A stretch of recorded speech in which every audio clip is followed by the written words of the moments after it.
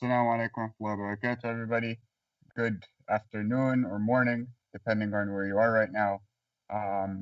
My name is Mosaab Sadeia. I am going to be the host of the program today. I'm based in New York, where we are in the middle of a blizzard, but alhamdulillah, all is well. And today we have a very important topic, which is, combating Islamophobia with Dr. Hatem Bazian, who is probably the authority on this issue in the United States.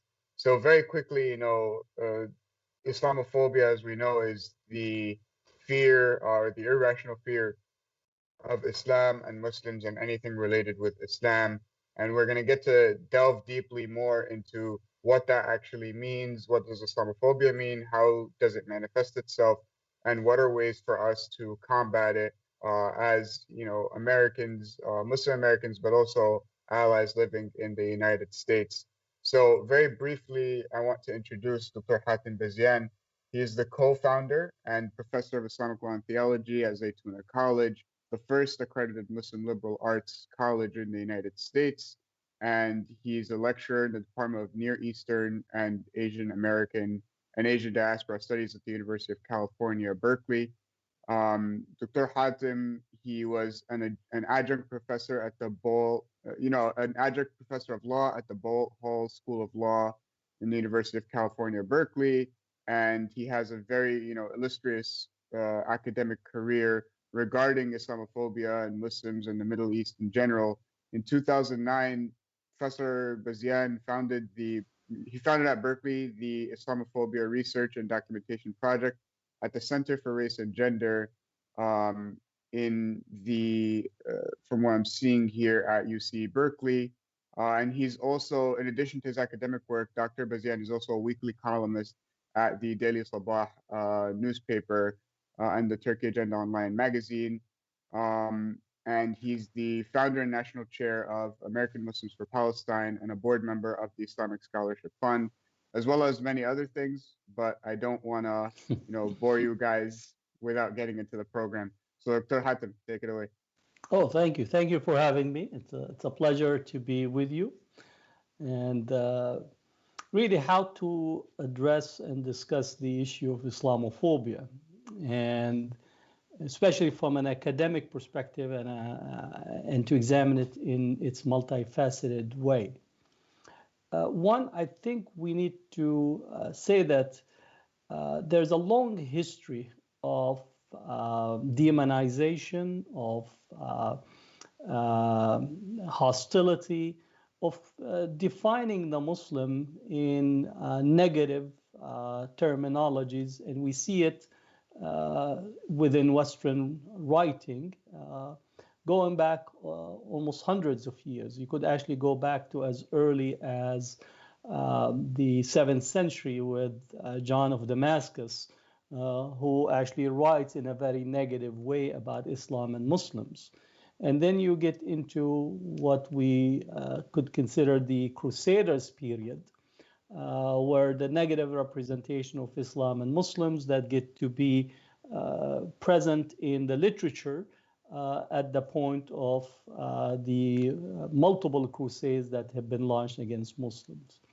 But more importantly, in the period that we are speaking about, what we call the modern period, I think the expulsion of Muslims and Jews from Spain in Andalusia can be looked upon as one of point of demarcation in the construction of what I would say Islamophobia social imaginary, where the crafting of a European identity went through the process that to be a European is to be white, Christian, who did not mix with Muslims and Jews in terms of bloodline. So the whole idea of purity of race gets to be articulated during the Muslim expulsion from Andalusia. At the same time, during that period, the crafting of anti-Muslim sentiments also was crafted around the Ottoman identity or the Turk.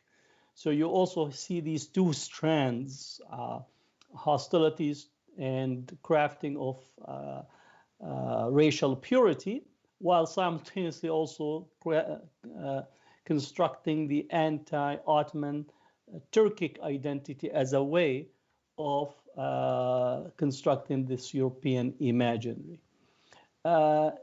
Moving to the colonial period, also we see the point of demonization of Muslims and constructing them as subhuman. And this is again is part of the rationale of colonization. You cannot really approach colonization as an idea without thinking of a number of issues. One, that colonization was a global phenomena. Colonization was a Eurocentric epistemic trying to transform the society, that it was also rooted in a particular form of capitalism, exploitative capitalism. It was genocidal in nature. Race is embedded in it, and also the notion of religious conversion, which is the role of Christianity in there.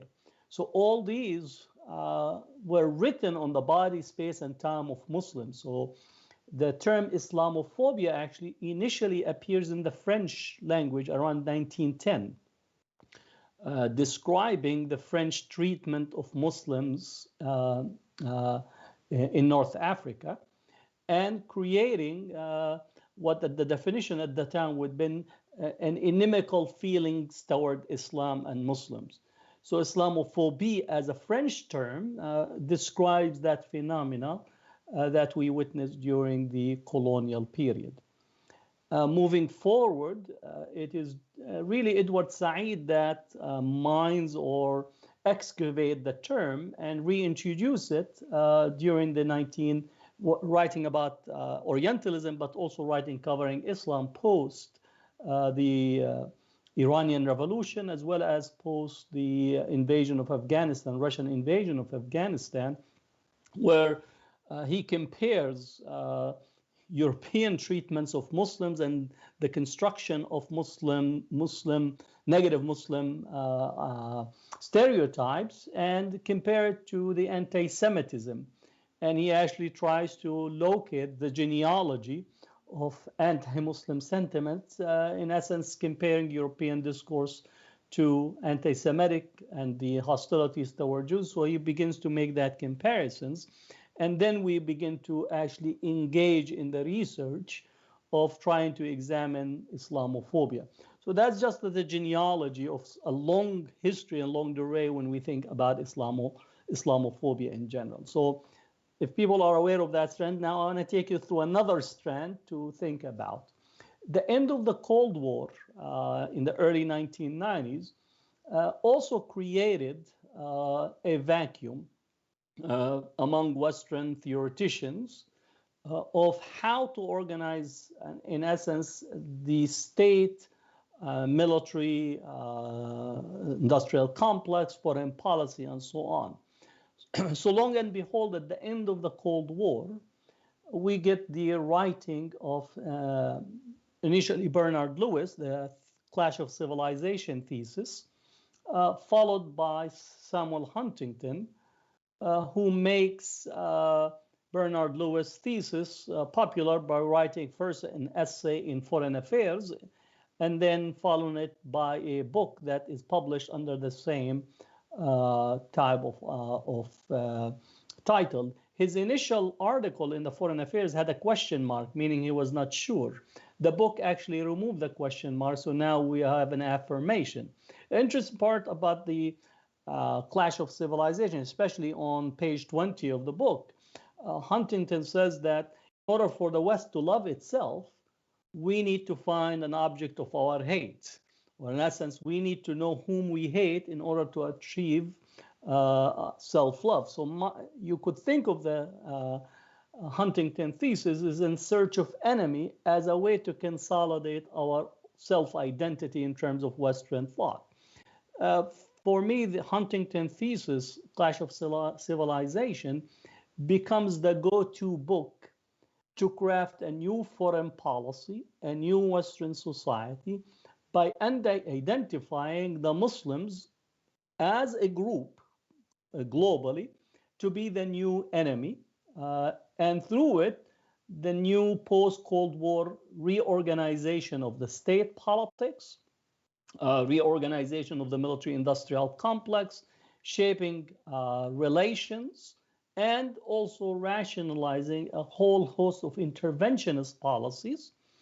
But more importantly, it is rallying the Western world toward what's called the concept of patriotism, self-preservation, identity, and that's where you get this birth of the replacement theory, that these refugees, the immigrants, those who are coming to Europe, the United States, and Western world, they're not coming because they're fleeing wars that the West itself created and intervened. It's not escaping despotic rules that the West have been embracing for so long.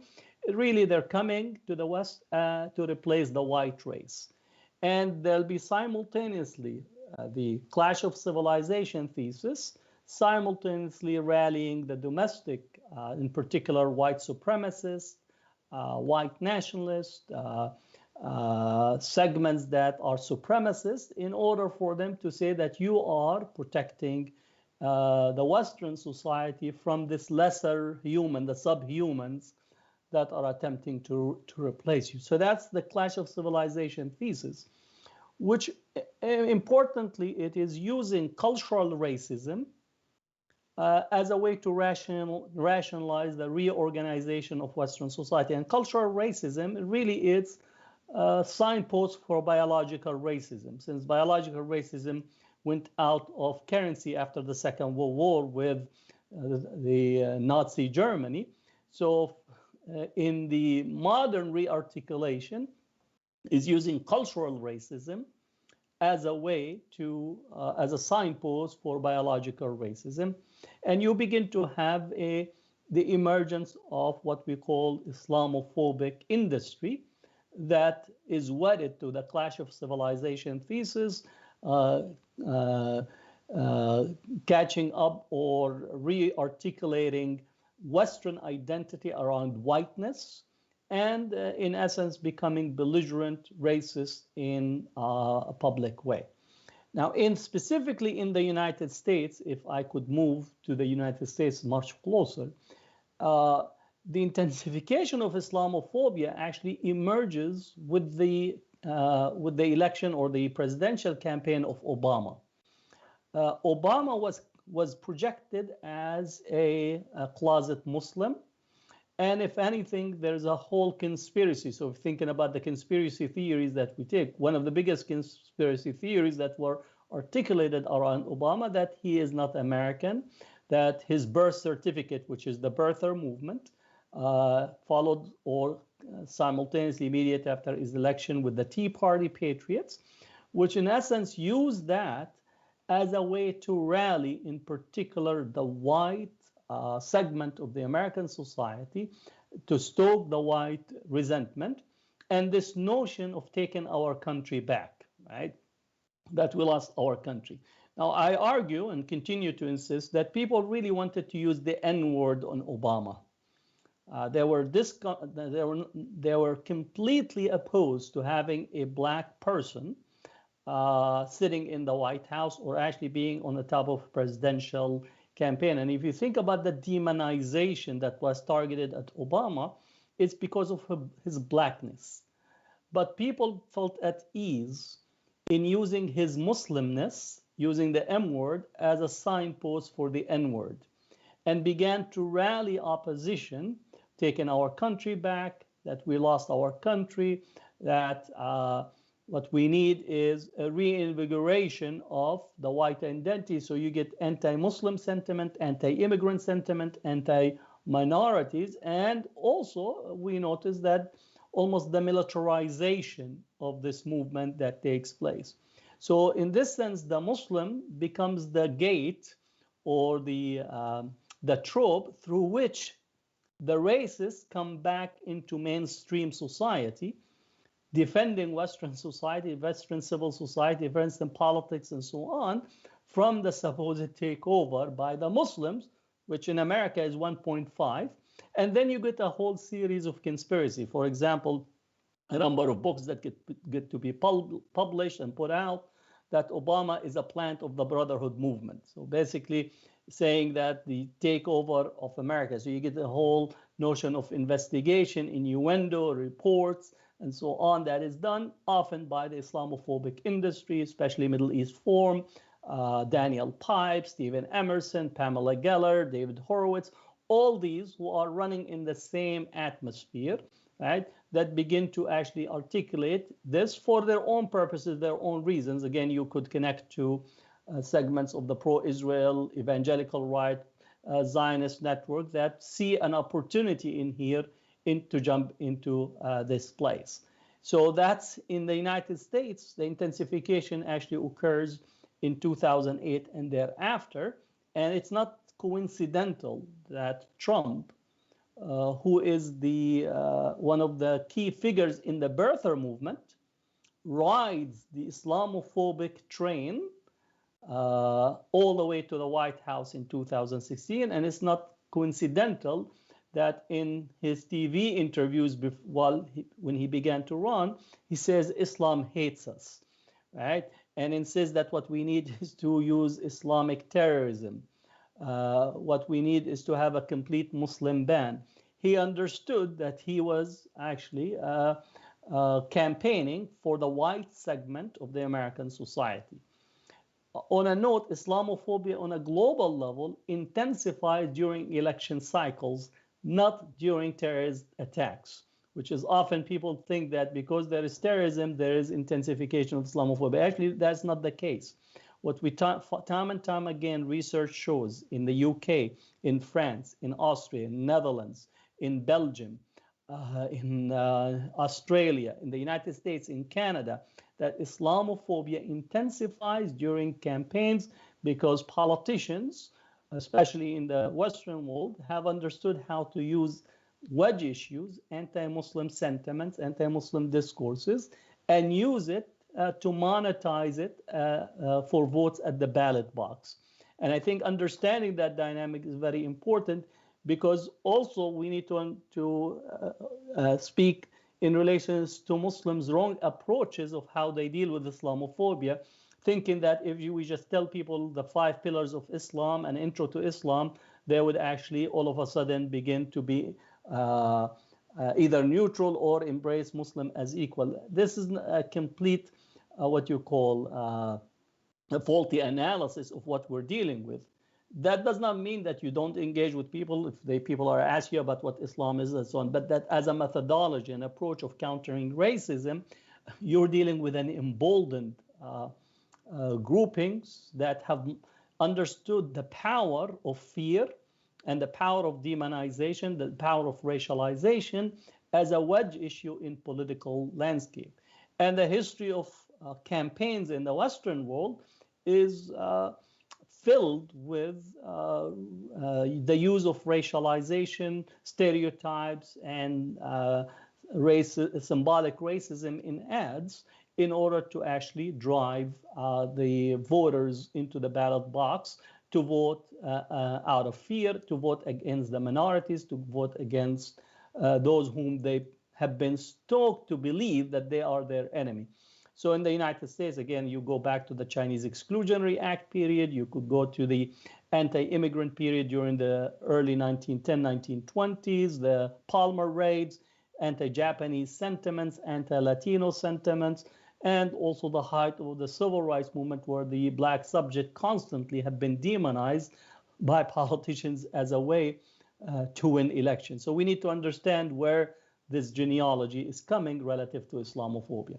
So does that give us a picture of the phenomena that we're dealing with? Yes, that's actually very good. And it gives a very detailed picture into what Islamophobia is, where it comes from, how it shows itself. And I mean, I had a few questions about that before we can get into like how we can combat it. Sure. You mentioned something about how when the Muslims were expelled from Andalusia and you have, the Spanish Inquisition, there's something very pivotal as well about the Inquisition that's often forgotten, is that it actually victimized Jews as well as Muslims because they were non-Christian. And we're seeing a very similar rise in the form of Islamophobia, in the rise of white supremacy in America. So what do you think is the relationship between white supremacy in America and the relation that it has with anti-Semitism and Islamophobia as manifesting themselves on opposite sides of the same coin?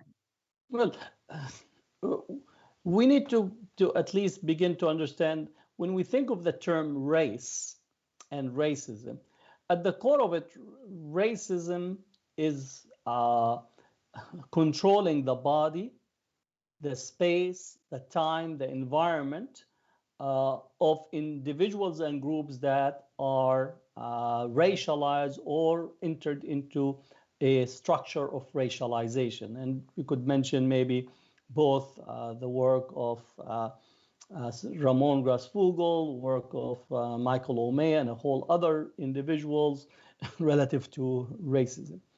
If we think about the persistence of Islamophobia and anti-Semitism in European discourse, it gets to be articulated anew during the Inquisition period. Both Muslims and Jews were subject to the Inquisition regulation. Muslims and Jews could not practice their religion. They could not express religious sentiments in public. They could not wear Muslim or Jewish garb. They could not partake in religious sacred ceremonies, whether it's in washing or use of water and so on. They could not have marriage ceremonies that are religious in nature. They needed to, thinking about the structure of surveillance today, Muslims and Jews needed to keep their windows and door open so the Inquisition authorities will look at and see what's going on at the home. Mosques and synagogues were converted to churches. There were forced conversion, and if you did not convert, you have to leave. There's also a prohibition as well as public display of individuals having to show that they are not keeping halal and kosher. So in southern Spain, you would see actually much of the cuisine is laced with pork because publicly Muslims and Jews had to demonstrate that they're not actually still adhering to religious dietary requirement. And as such, you had to display in public that you're consuming that. Muslims also had to show that they are consuming alcohol, so they're not keeping their restrictions on the consumption of alcohol.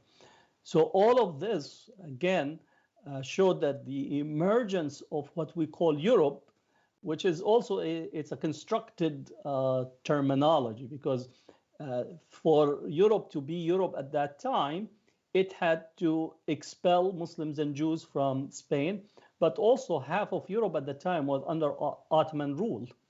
So that part of Europe was not Europe. That was the realm of the barbarians or the Saracens or the Muslims that are not crafted around Europe. So European identity was constructed around this racial configuration and being deemed to be subhuman. More importantly and critically, it also was given theological meaning by saying that these populations, these people really have the curse of Ham on them, which is in Genesis. So not only that you have a racial power configuration, but also been theologically informed.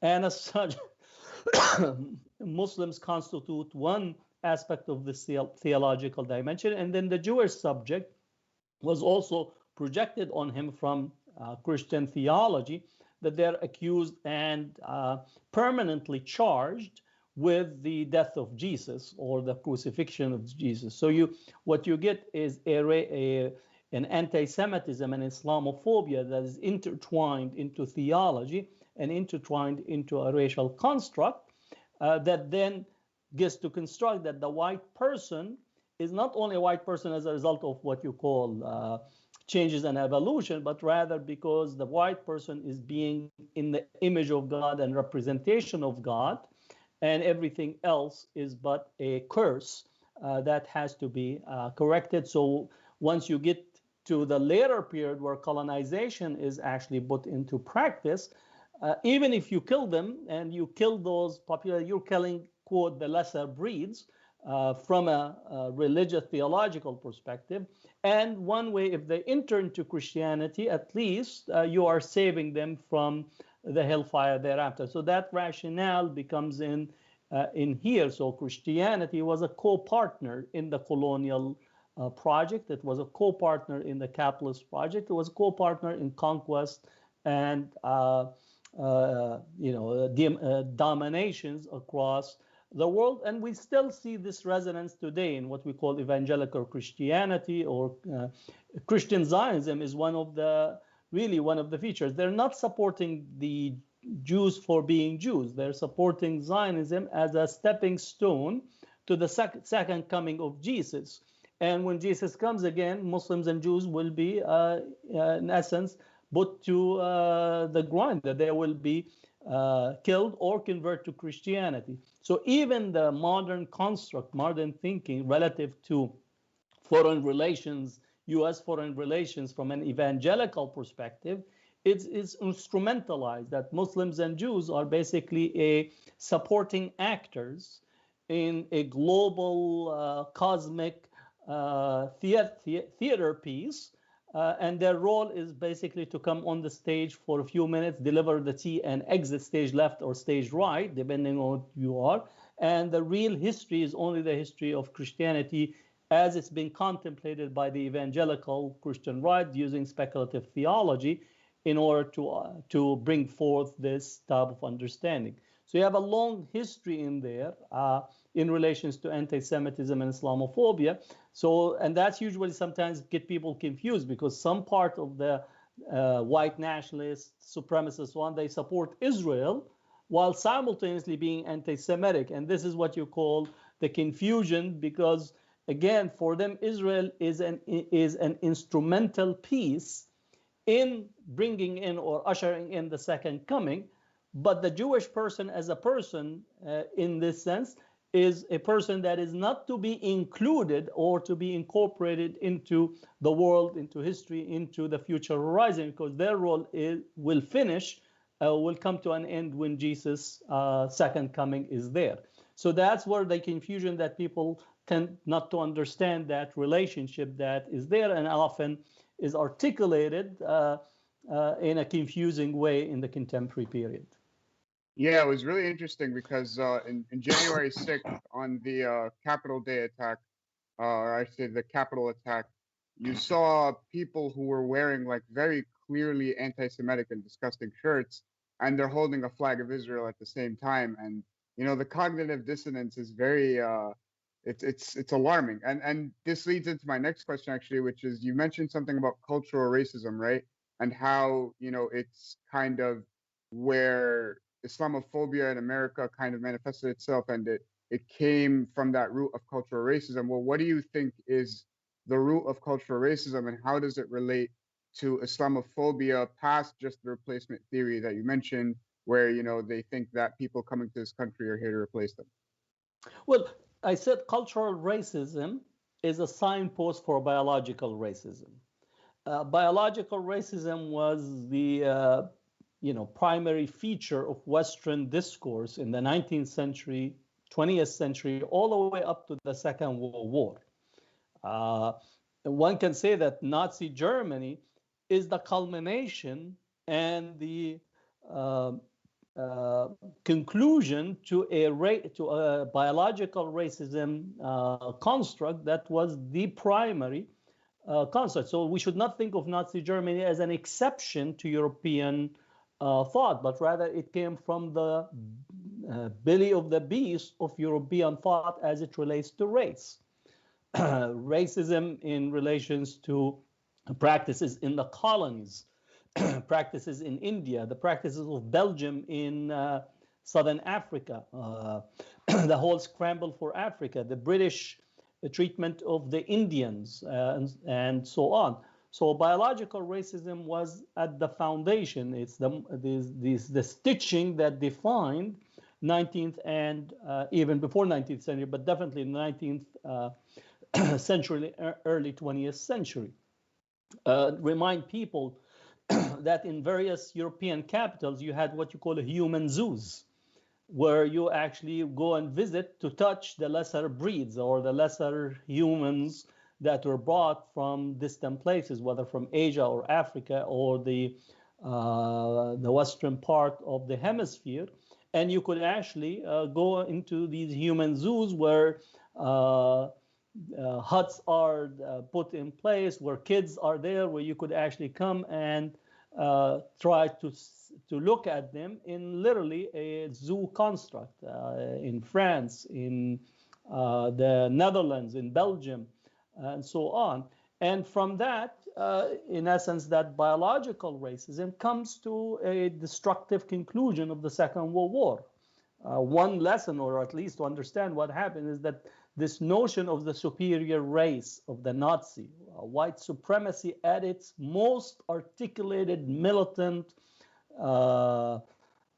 powerful construct, right, that will wipe out all of the lesser breeds, human breeds. Again, I'm sorry using the breed, but that's the terminology to use. And in essence, that biological racism comes to an end with the defeat of Nazi Germany. So those who were beholden to biological racism, right, begin to use cultural racism or use cultural difference, which essentially is boiled down to the same type of demarcation, but using culture. So it's your food, your dress, your mode of behavior, your treatment of women, your less advanced politically. All these are seen as cultural racism that in essence are driving to the biological racism core. So the question, can Muslims be Western, or can Muslims be democratic, Islam and democracy? All these constructs are really driving at biological racism. In essence, to say that this group of people, right, which in essence also saying, can Africans have democracy? Can they embrace modernity? Are they? All these questions are problematizing the subject and not problematizing the conditions that actually make these difficulties take place. So you time and time again, you get all these conferences that are really cultural racism, right? The difficulty of implementing democracy in the Muslim world, right? Well, maybe the difficulty of implementing democracy in Mars is a much more appropriate construct rather than in regions that the West has continued to intervene, that they're partnered with despots and kings and queens, that every time there's an opportunity or an attempt at the democracy, they rolled the tanks, they extended the IMF and World Bank loans for military-industrial complex, supported coups by phones to some of their trained officers and trained figures, and then they come back and say, well, the problem of democracy in the Muslim world is that they are not accustomed to it because they are tribal in nature and they're clannish. And all this is just like a hogwash, has no what you call basis in sound research, but actually it builds on a whole reservoir of biological racism and cultural racism. And the whole infrastructure of academia is replete with cultural racism, not only toward Muslims, toward Africans, toward Latin Americans. Just think about every time you pick a book about Latin America, I bet 99.9% you're going to have that the problem in Latin America is about the drug cartels.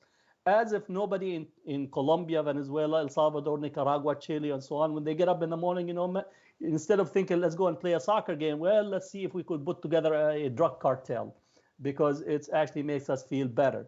Not to think that the relationship of empire, drugs, and illegal weapons and so on is definition of the history of interventions of major powers in Latin America. And again, we think about the 70s and 80s where the low-intensity warfare was funded by means of bringing drugs and moving drugs around, and the centrality, again, for Panama and the role that Panama played and so on. But this gets erased, and cultural racism gets deployed as a signpost for biological racism. For those who have seeped and suckled on racism as a construct, this becomes a rationalization. And even those who are, supposedly intellectual and scholars, they continue to peddle the same thing and quote themselves time and time again, and you become part of what you call established canon, which is biological racism masquerading as cultural racism projected into foreign policy and domestic policy to rationalize these discourses.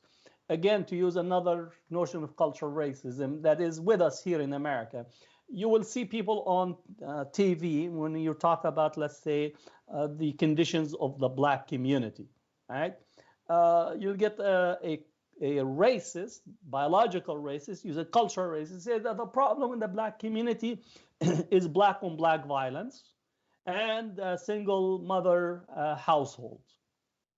Okay, good and dandy. Let's see and take a look at what you are saying. So Black on Black violence, in essence, saying that they're a culture of violence, not that the structure had been imposed on them, and the structure of racism for the past 500 years plus have produced these conditions. But more importantly, most whites kill other whites, so why don't we say white on white violence, and we only racialize it on Black on Black violence, right? So it's the cultural, your next contact people are there, and therefore you begin to look at this is using racism as a way to explain a phenomena that is a result of poverty, a result of withdrawal of support, the collapse of the welfare structure that is, in essence, extending support. And then the other, using again, another cultural racism, biological racism, masquerading as such, saying it's the single mother household. That the Black men, in essence, problematizing the Black men in this relationship, and not thinking that one is that there's a whole phenomena in the West of actually a single household, both Black or white. So it's not exclusively an issue of a Black phenomena. But more importantly, we could ask the question: well, if there is a single mother household in the Black community, let's say, where are the men? Well, on the other hand, you had a very systematic structure of prison industrial complex where 1 in 3 or sometimes 1 in 4 Black men have been taken into the prison and even tracked into prison from even early in school by putting into all types of tracking level. So you take the men into prison, and therefore then you blame the lack of men in the household. And when they come out, they also are fed into the prison industrial complex, the monitoring structure, the parole structures, and so on. And you disenfranchise them structurally because in many different states, they're unable to vote.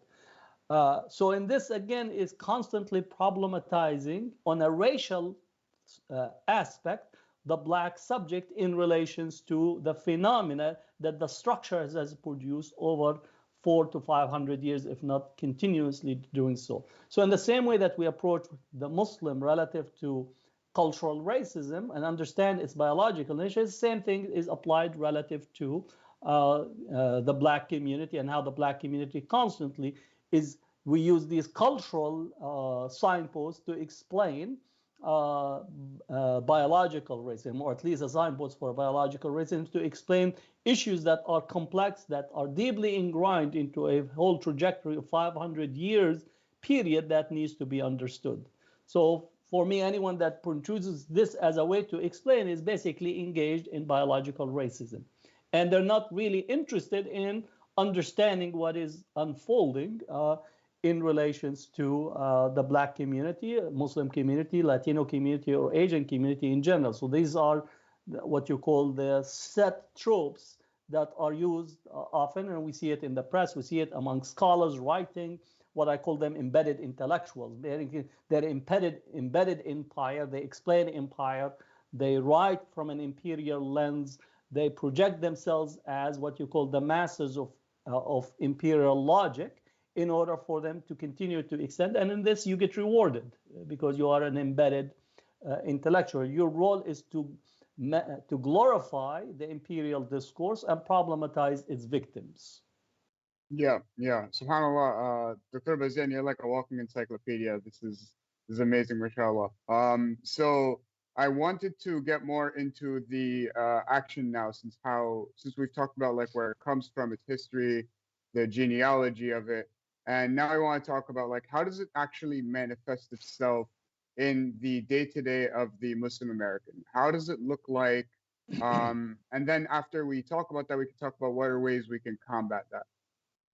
Well, racism in general, there is what you call overt and covert racism. There's some things that are visible and some things that really you are not noticing, or it's not really in your face. So, for example, there's a whole phenomena of bullying Muslim kids in schools because of their name, and the research that our colleagues, our brothers at CARE, Council of American Islamic Relations, have done in California relative to school bullying, where Muslim kids are bullied based on their name. And some of the bullying takes place from kids, and some bullying actually takes place from teachers themselves. So that's an overt type of racist, Islamophobic discourse impacting kids. In the data, it's 55% of Muslim kids face this type of bullying relative to their Muslim identity, Muslim name, and so on. And if you think about Muslim girls and women who are wearing the hijab, often they are subject to harassment, subject to pulling of the hijab, whether in school or out in public. Interestingly enough, in both in the United States and in Europe, Muslim women tend to be the primary target for violent Islamophobic attack. In France, I think the data is about 80 to 85%. In some other data, about 78%. Same in Canada, Australia, New Zealand, and within the United States, that Muslim women in public space that are observing the hijab are often a primary target for violent incidents, for taunting, for yelling, spitting on them, harassment in the train, in the bus, in public transportation, and which for me is an interesting aspect, because especially Muslim women actually with kids in public space often are subject to taunting and harassment because they're seen as the incubator of the replacement demographics. So a Muslim woman in public space is not a woman that is just walking, but if she has kids, she is a visible symbol of the emergent replacement. And this, you have all these videos that problematize Muslim demographics, and there's some videos that have been seen by 15 million plus people that uses demographics as a way to increase the specter of fear. So often, in particular, white men tend to actually target Muslim women in public space. Sometimes while women are sitting in cafes on a table, they are being harassed, taunted, attacked, demonized, and so on.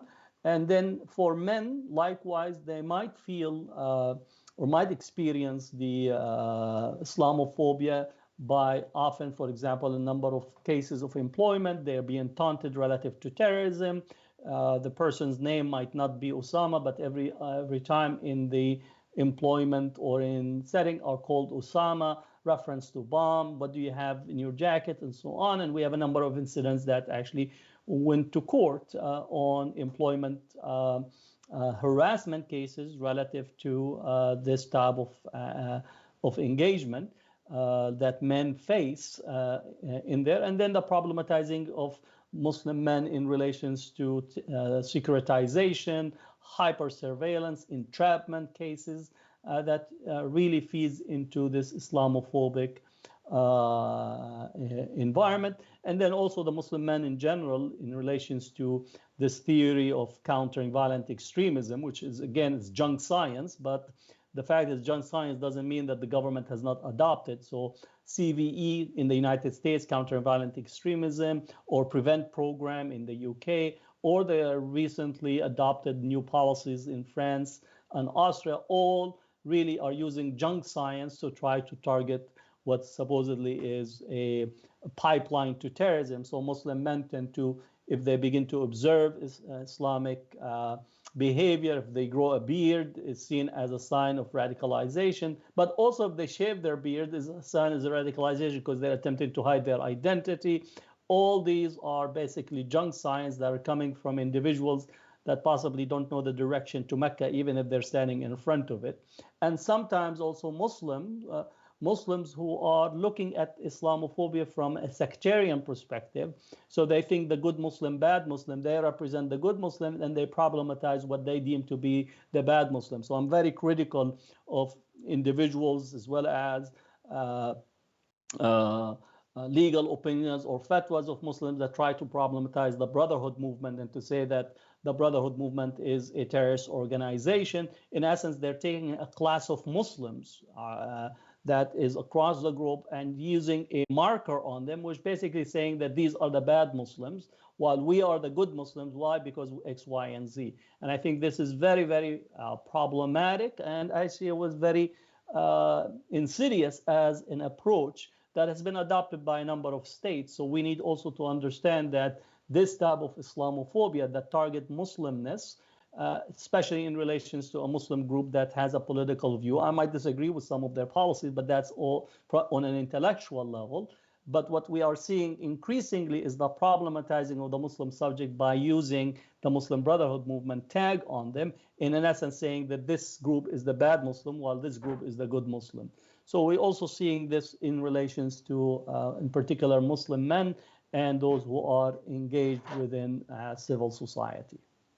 Yeah, and actually just last year we saw with the escalations in France, we saw how France said they're going to ban political Islam, right? Whatever that means. And then they went ahead and chased after, Muslim civil rights organizations in France and tried to shut them down and charities. Yeah, CCIF and Baraka City. Yeah, absolutely. Yeah, because that's political, right? So great. So we have around like 10 minutes left before we wrap up. So let's get into how can we combat all these different forms of Islamophobia that you have, identified and mentioned, and that have been identified through multiple years of like research and, different journals. What are the best ways for the average Muslim to combat these kinds of Islamophobia? I think one is to understand the problem correctly, because it would be an incorrect to try to construct a remedy based on a wrong diagnostics of the problem. So we understood that the problem is a much more than beautifying the face of Islam and Muslims, even though that is something that you should do as just as a general practice as a person who manifests the bestness in there. So I always say that Islamophobia is like the Islamophobes have taken the fist to a Muslim face, and in essence, Fox News report that a Muslim face confronted a fist in midair and caused the innocent fist to bleed or have a laceration on it. And again, this is the public relations view and construction of what is occurring. So in order to remedy, one is it has to take institutional responses, meaning individuals should be part of an institutional response of the Muslim community, which means that we need institutions that actually take the collective defense of the community seriously on Islamophobia, meaning the individual is important and individuals should engage, but they should engage as part of a collective.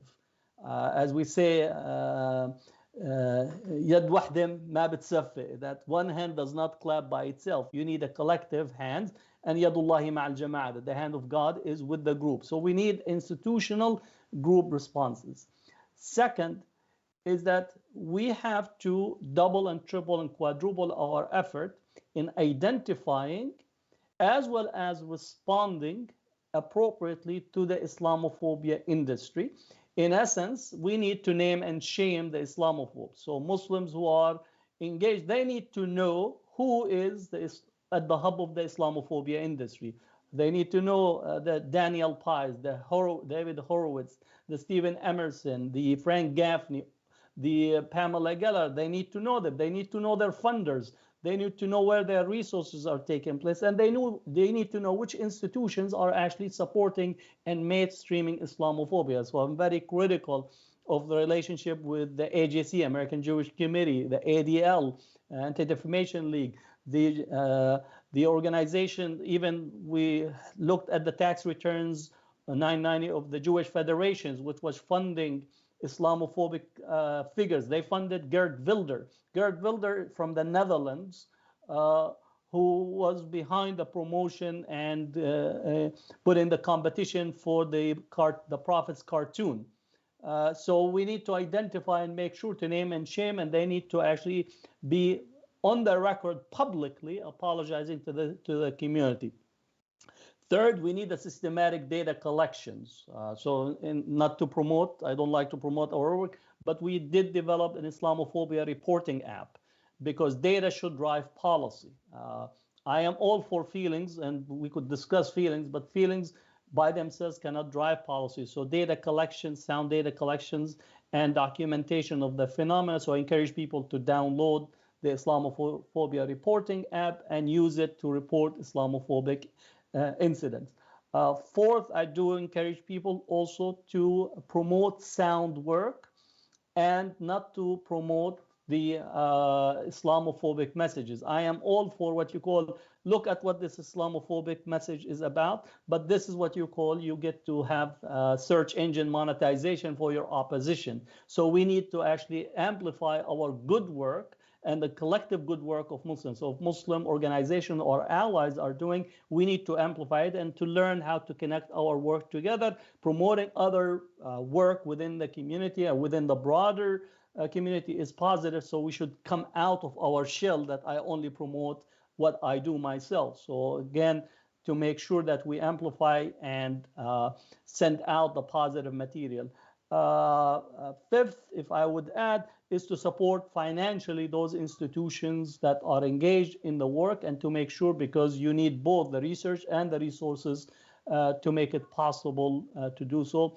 Lastly, I encourage Muslims to actually respond to the fear that is being targeted at them by becoming doubly as assertive in taking their own positions in civil society. I encourage Muslims to run for office, to seek appointments in all types of atmosphere, to engage in local organizing, to join labor union organizing, to make a difference where, and if somebody doesn't like it, you send them to a therapist. They'll have what you call to deal with it this way. But this is not the time for people to be fearful, to hide, to think that if I only could what you call just do my prayer at home, which you should at all time if you pray, but that fear and hiding away and being quiet and silent will not alter the dynamics. Doesn't mean to be bombastic. Again, this is not what I'm saying. In essence, for us to actually be assertive and reclaim our place on our space, I do believe that we have a major contribution to make,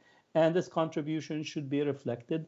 And it could be done also in alliance and coalitions with various communities. I'm very critical. Muslim communities, interfaith dialogue has always been focused. It's interfaith dialogue with whiteness rather than interfaith dialogue with people that share a common view or common. So where is our interfaith dialogue with Black communities, both intrafaith, internal, but also outside with Black churches that really at the foundation of the civil rights movement in this country. So we often are really thinking of interfaith dialogue with power and using that as a way to think that we're going to reach some access. So we're actually negotiating access by this interfaith dynamics rather than interfaith to try to actually transform the society that we are part of. So really to engage in partnership, in dialogue and work with communities of faith that should be our natural allies because of the historical legacy of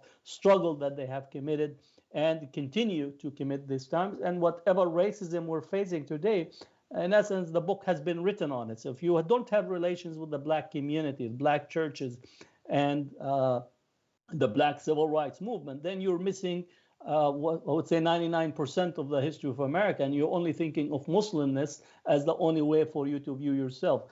Relations with Native population, Native American. We're still here in the United States, and Native population have faced every element of colonization, every element of genocide, every element of demonization, and continue to face this challenge. So again, where are Muslims in relations to this interfaith dialogue. And you could speak about also other communities in this way to reach a common understanding of what is our future horizon. So for me, that you cannot only solve the Muslim Islamophobia question without also addressing the broader issues that are there, including economic inequality, challenging neoliberal economic modality, environmental destruction. All these have to be part of a broader, at least a broader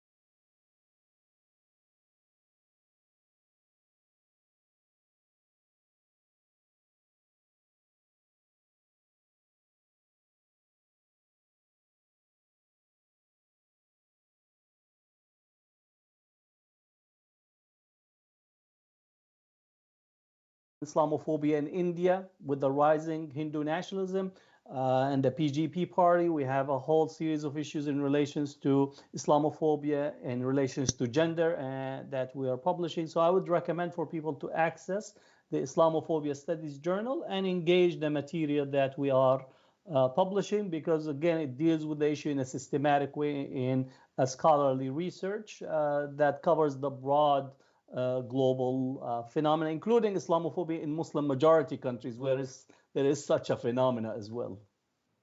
All right, Jazakumullah khairan. Thank you very much. Always a pleasure having you on, Dr. Hatem. It's a pleasure. May Allah help you educate generations of people who will fight Islamophobia and fight for justice wherever they are, inshallah. I know this was definitely a beneficial program for me, myself, and also all the viewers.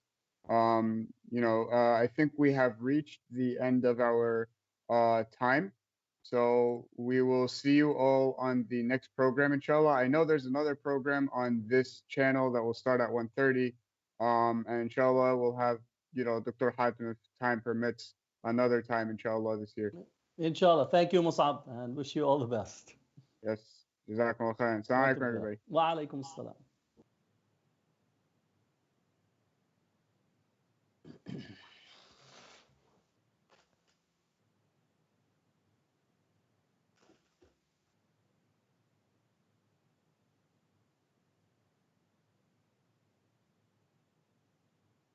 I think you can jump off the call and it'll automatically, Okay. yeah.